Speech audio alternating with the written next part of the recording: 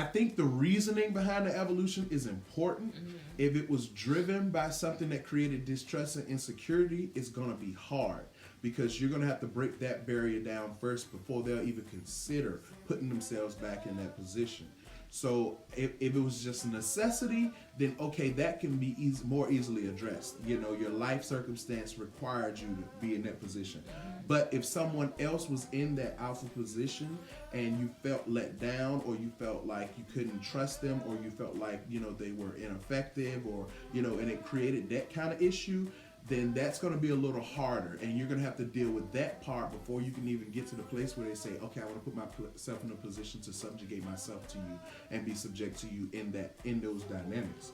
So you're going to have to figure out and have some communication conversation about what happened that made you step into that role. It's so many single women who are stuck on single because they were forced to evolve into an alpha.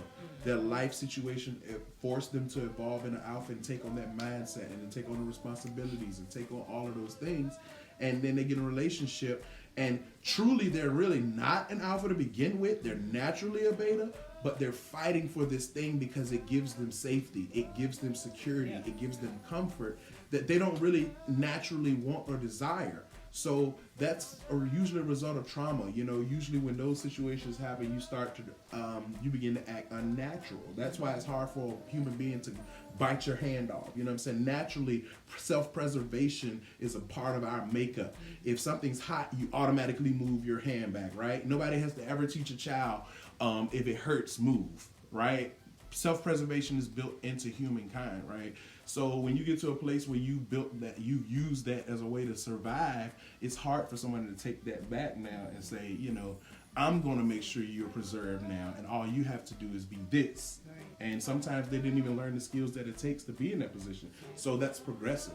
But you got to be, you know, you got to have those conversations and be wise enough to hear, and based on their experiences and stuff they share and stuff like that, like hear the hurt. So you can hear the place where you need to help them heal. Because every relationship is going to have levels of healing and built into it, period.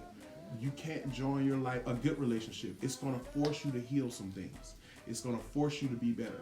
Because you have someone else, when somebody else's life attached to yours, it automatically pushes you in a place where you have to grow beyond some of the challenges that you were able to live with on your own. Because it only affected you.